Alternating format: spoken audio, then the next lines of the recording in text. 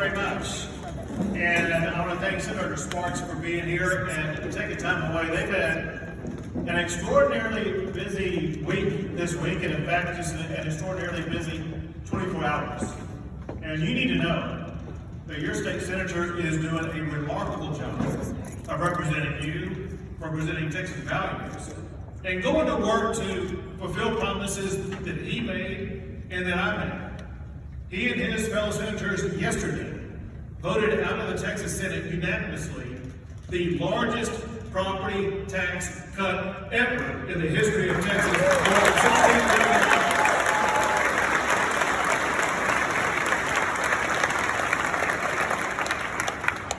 You should be very proud of him. Just as you should be very proud of Pastor Byron.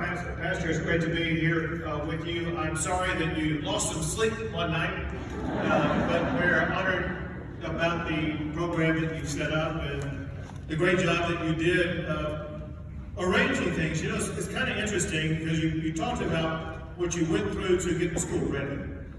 As has been pointed out, my wife is a former teacher and principal, and through that process, I have had the opportunity to understand education, but also understand campuses. And what I've learned is immediately when you arrive on a campus, you know if it is led well. And as I arrived today, was able to survey the situation, I could tell, even though this may be a school that's young in years, is a school that is well led.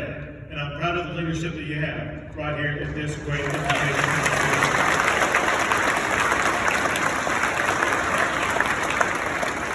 That includes you also. Thank you for getting up and sharing your comments. And once again, the highlight of any night like this is always going to be the young children who get up and sing for us. One big round of applause again.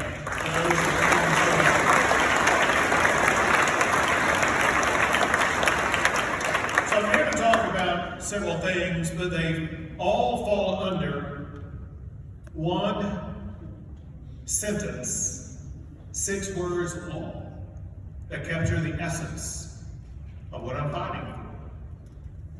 This sentence: Mom and Dad are in charge.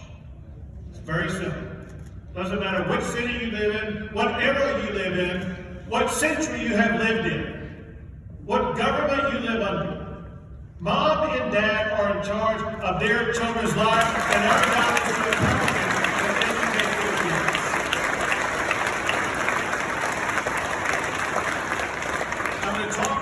About how we go about that process of equipping you, as Misty talked about. We're going to give you more than a virtual toolbox. We're going to give you the toolbox and the key to the toolbox tonight to ensure that you're going to be empowered when you leave here tonight.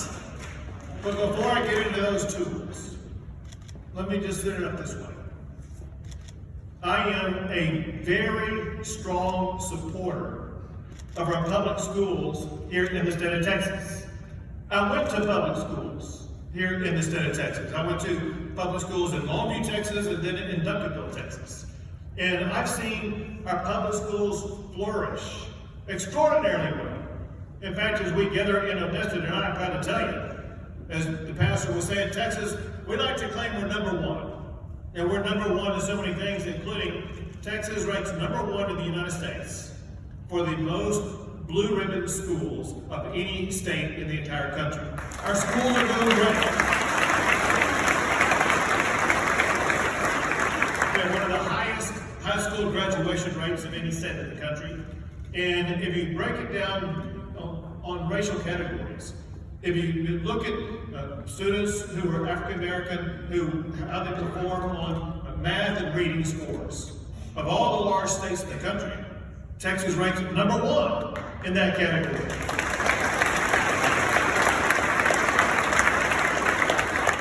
On top of all that, I'm such a strong supporter of our public schools. As governor, I've authorized more funding for public education than any governor in the history of our state. I've authorized more teacher pay raises than any governor in the history of our state. As we gather in Odessa tonight, per student funding is at an all-time high. And we are in the middle of a session where we are going to appropriate billions of more dollars to fund our schools and more for teacher pay raises to make sure that our teachers are going to be well compensated when this session is completed.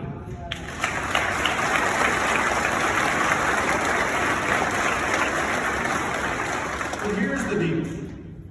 The deal is that more money does not always lead to either better results or the right result.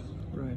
We've seen this happen, and there's countless stories. The fact of the matter is, when I was a kid growing up in Longview and Duncanville, we were taught the basics, like reading and writing and math and science. But maybe something more important than that, we were inspired. We were inspired by our country's founding and how it sets us apart from the rest of the world as being the beacon for liberty and opportunity in this entire world.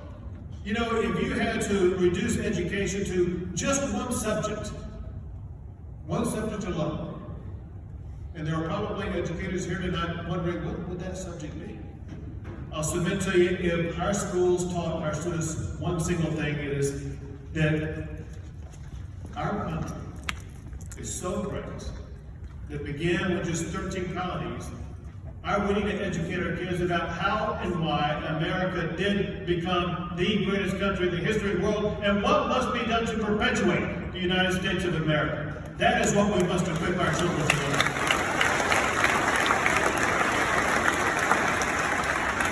The fact of the matter is, we are having children educated in this state to the contrary of that thesis about American exceptionalism. One who told me about part of this was a teacher in a private school now, who spent years in public schools teaching students in public schools, and she loved the process. But one thing after another discouraged her from continuing as a public school teacher. And there was one thing that she said was the straw that broke the camel's back. And that's when she saw one of her fellow teachers, who was a history teacher, teaching his students to disrespect the flag of the United States of America. Let me tell you something. We are not going to use your taxpayer dollars to teach our kids to hate the United States of America.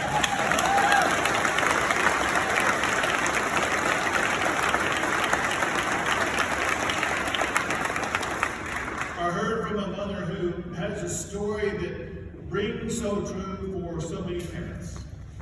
She had a child with her own unique needs, and she struggled with her school district, who was not willing or able to step up and meet those unique needs.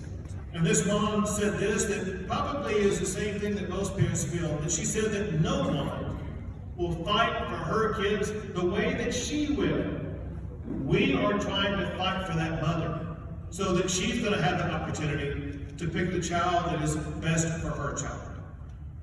And then we have what happened during the time of COVID. Several things happened. One is, as kids begin to return to school, and remember COVID happened in March and April of 2020. And we had the school shut down, but when the next school year began, all schools were fully authorized to return to school. The fact of the matter is, not all schools did return to school.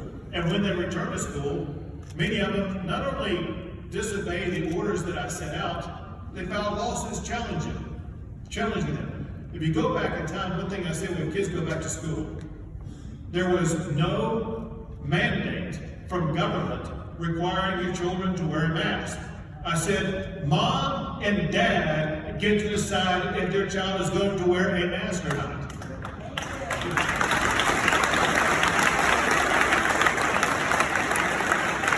The way many public schools in the state of Texas responded to that, they said, no, Mom and Dad are not going to be in charge. And they had filed a lawsuit against me and got a friendly court in their local jurisdiction to grant their lawsuit, but is still now pending before the Supreme Court of the state of Texas. We have educators challenging the premise about whether or not Mom and Dad should be in charge. And then something else happened during the time of COVID that long predated COVID.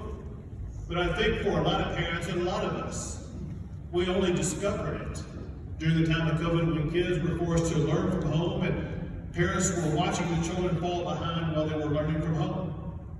And what they learned, much to their dismay, was the subject matter of what was contained in some of those lessons. Now, I don't know that it's happened here in Odessa. I do know that it's happened in multiple locations across the entire state of Texas. And that is this woke agenda being taught to our kids. And it's a sense of using education platforms to indoctrinate kids about subject matters, including sexuality of young children, that should have no place in our schools.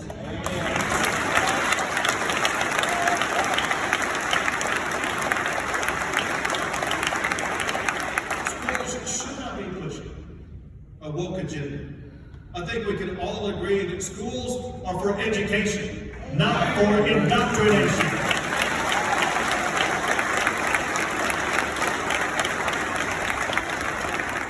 We need to reform curriculum across the board. We need to get back to the basics of educating our kids. And we must empower parents. Parents deserve access to the curriculum in that school. They deserve access to the books on the library shelves at school. And they deserve access to the lessons plan of everything that is being taught to their child. And we will do that with my parental bill of rights that we will pass in the Senate.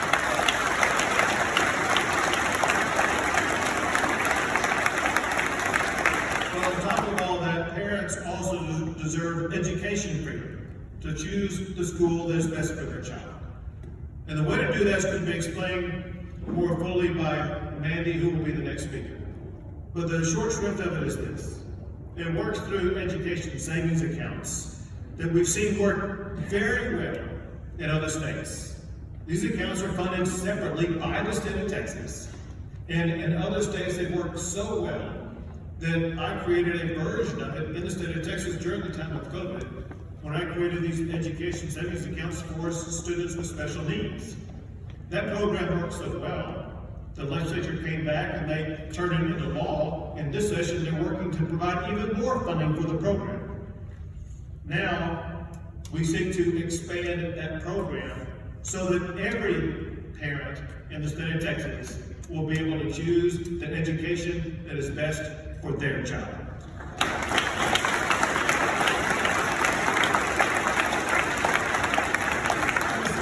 I know that there are maybe a lot of people that have questions about this, some people that raise concerns about it. But the fact of the matter is there are answers to each of the concerns that are raised. I'll go over several of them. Some people say that, well, if we have the empowerment of parents to choose which school they want to go to, it's going to mean that all these people are going to be leaving public schools and public schools will be defunded. And it's going to end high school football as we know it. Let's be clear about a couple of things. We can show how false that is. If you go back in time when we first began charter schools in Texas about 25 years ago, the same arguments were used about charter schools as are being used today about parental choice. Charter schools are a way of parental choice. And they said if you allow charter schools to take place, then it's going to defund our schools.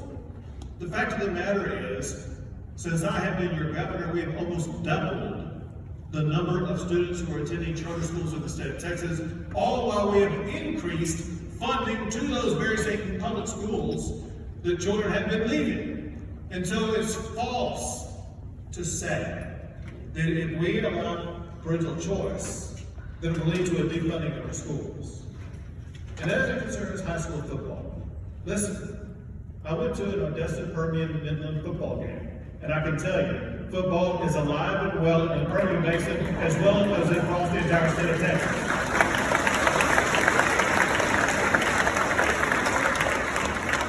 I want to go back and just underscore something so that everybody is crystal clear about this. When we pass this plan, that's been voted on by the Texas Senate and there are hearings and things like that. When we pass this plan, all public schools will continue to be fully funded under the same way they're funded right now. And we've seen success in other states that has proven that school choice does not destroy our public schools. Instead, the fact of the matter is, school choice improves the public schools. That's what we've seen in other states. An issue is raised about accountability. Will there be accountability? Of course there's going to be accountability. Whenever taxpayer dollars are ever spent on anything, there will be accountability. But I'll tell you what, there is one accountability that stands above all others. When you go to a grocery store, if you don't like the options at the grocery store, you'll go to a different grocery store.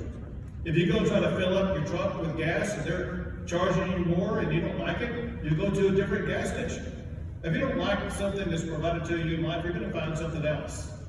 When parents have choice about whether their child is going to be educated, the ultimate accountability is parental choice, where they can take their child to the school that's right for their child.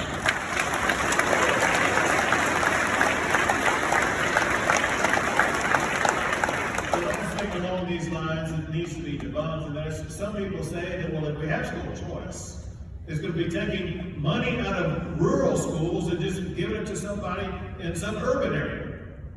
Completely false. Not only will rural schools continue to be funded the same way they are, but actually under the Senate plan, the rural schools will have additional money over and above what they have per student right now.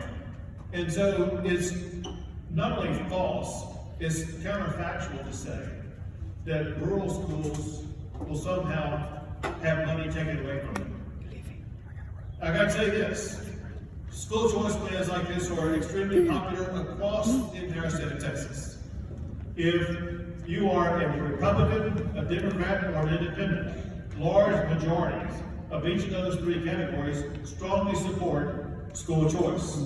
If you're black, white, Hispanic, or Asian American, large majorities support school choice. If you're urban, suburban, or rural Texan, large majorities of all of those support school choice. Now is the time for school choice in the state of Texas.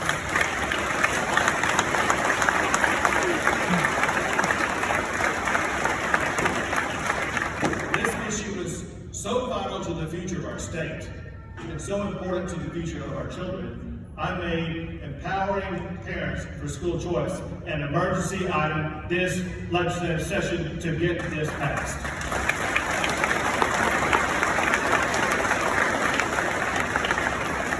Now to the key part. We're not here tonight just to give speeches.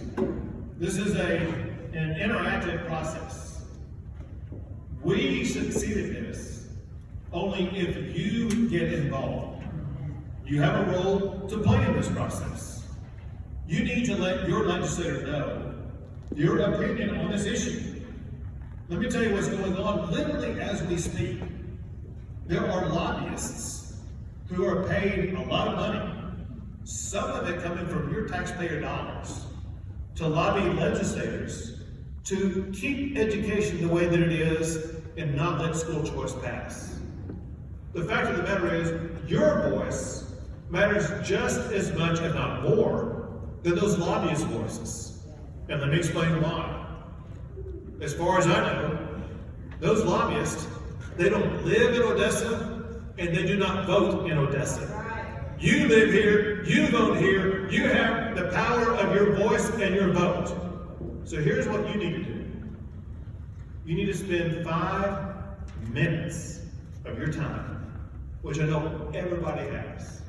And you need to call your legislators and let them know that you support school choice. They have people in their offices who keep track about if people are for or against school choice. And just know that the teachers' unions and the people who get paid to advocate against this, they're doing exactly what I'm telling you to do. All I'm trying to do is to level the playing field by giving you the key to unlock the door to school choice in Odessa and across the state of Texas.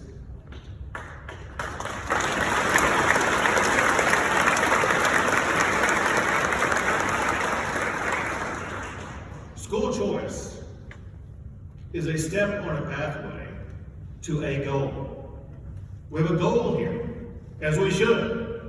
Going back to the pastor's remarks earlier about how Texans want to be number one, our goal is to be number one in education. We are embarking on this pathway to try to lead Texas down the pathway to make Texas number one. Let me show you how we've done this in the past and how we do it here again this session. Texas, when I became governor, I said, we must be number one for jobs and the economy. And this past year, and every time period since I have been your governor, Texas has ranked number one for the most jobs created in the United States of America.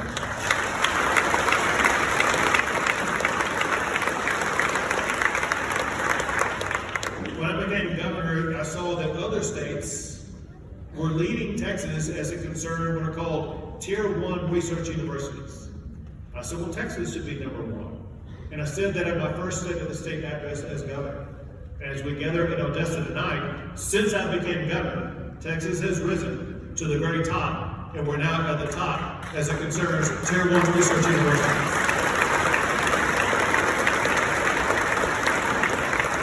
The first step on the pathway to being number one, you have to establish that your goal is to be number one. And all of us must agree that we want to be number one in education. That's the only way it's going to happen. This is a tall task.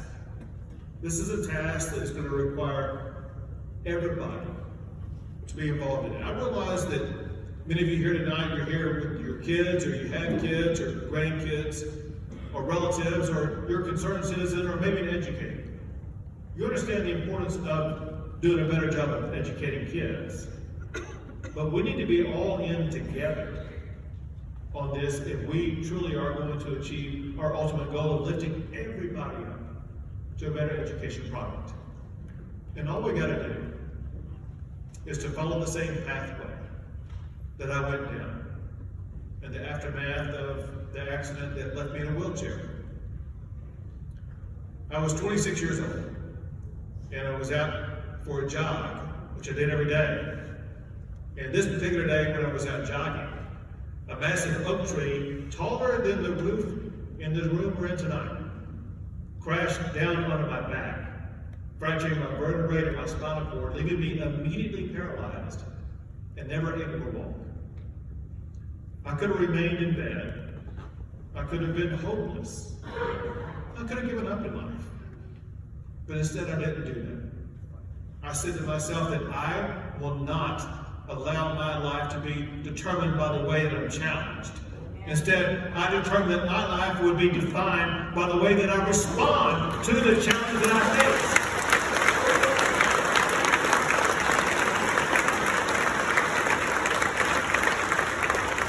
And it was after that accident that I went on to become the longest serving Attorney General in Texas history, and now the governor of the greatest state in the United States of America.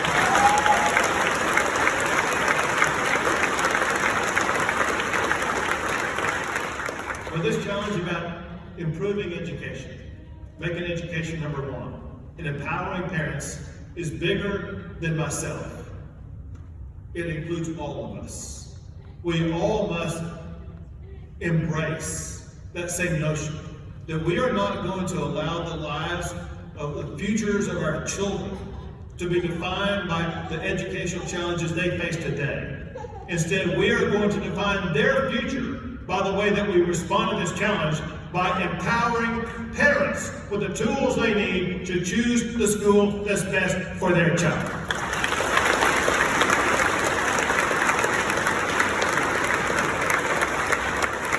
With your help, we will not fail. With your help, parents will be empowered, and we will keep Texas the best state in the greatest nation in the history of the world. That's all for tonight.